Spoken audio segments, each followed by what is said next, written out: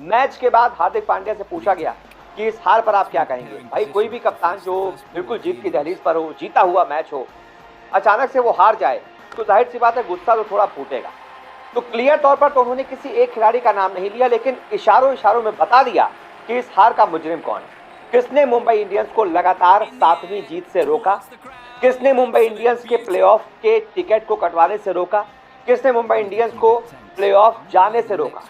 बहुत सारे सवाल हैं, लेकिन उसके जवाब हार्दिक पांड्या ने थोड़े गोलमोल तरीके से दिए हैं। क्या बोला है मैच के बाद ये मैं आपको बता दूं। दरअसल इस मैच में जब आपने देखा होगा कई ऐसे मौके आए थे जब मुंबई इंडियंस बिल्कुल जीत की कगार पर थी, लेकिन अचानक से शर्फन रदरफोर्ड को जिस तरीके से गेंदबाजी हुई, नो बॉल्स हुई, कैच छूटे, और फिर आखिरी ओवर में जाकर, यार आजकल नो बॉल अपराध होता है T20 क्रिकेट में, नो बॉल, वो भी आप आखिरी ओवर में नो बॉल कर रहे हैं। पहले तो खुद हार्दिक पांड्या ने एक ओवर में 18 रन दे दिए, खुद भी वो जिम्मेदार हैं।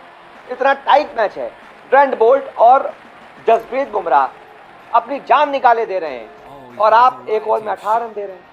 वो लोग गेंदबाजी कर रहे हैं 5 या 6 की इकॉनमी से और आप कर रहे हैं 18 की इकॉनमी से। एक तो वहां मैच थोड़ा सा ढीला हुआ, लूज हुआ, और उसके बाद आखिरी ओवर में हार्दिक पांड्या ने खुद के ऊपर जिम्मेदारी क्यों नहीं, ये सब पूछ रहे हैं।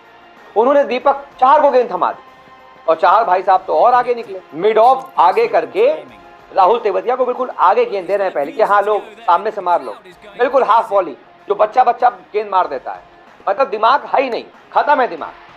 तो ऐसे बॉलर को क्यों गेंदबाजी देना भाई।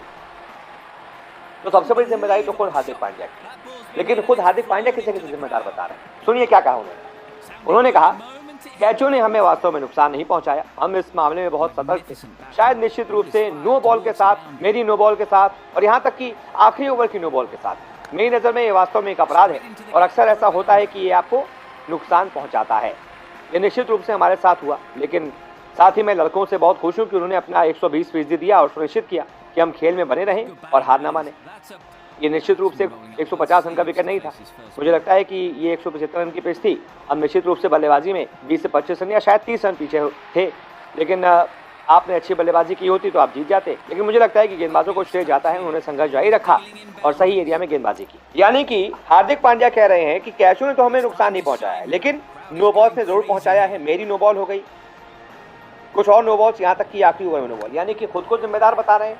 दीपक चाहर जिन्होंने आखिरी ओवर में जबरदस्ती की नो बॉल फेंकी, मैच जीत सकती थी मुंबई इंडियंस, वो नो बॉल उनको बहुत ज्यादा खल गई। और फिर बाद में उन्होंने गेंदबाजों की तो तारीफ की, करनी पड़ेगी यार, इतना टाइट मैच था, बुमराह बोल्ट ने इतनी शानदार गेंदबाजी की तो उनकी तारीफ तो करनी पड़ेगी आपको। लेकिन फिर उन्होंने बल्लेबाजों को भी जिम्मेदार ठहरा दिया, सूर्य कुमार यादव को, विल जैक्स को, खुद भी वो रहे तिलक वर्मा, कि इन बल्लेबाजों ने सबने मिलकर 20 से 25 रन कम बनाए, जिस वजह से अब ये मैच हारे। वाकई में 10 ओवर में 90 के आसपास रन थे, 180 तो बनने ही चाहिए थे, सिर्फ 2 ही विकेट गिरे थे। कहाँ 180 और कहाँ ये गिरते पड़ते 140, 50, 60, तो आप वहीं पर मैच हार गए थे। उसके बावजूद गेंदबाजों ने मैच जिता दिया था, लेकिन कुछ नो बॉल्स ने, कुछ एक्स्ट्रा ऑर्डिनरी एफर्ट ने आपको जीता हुआ मैच हरा दिया और आपका प्ले ऑफ फंसा दिया।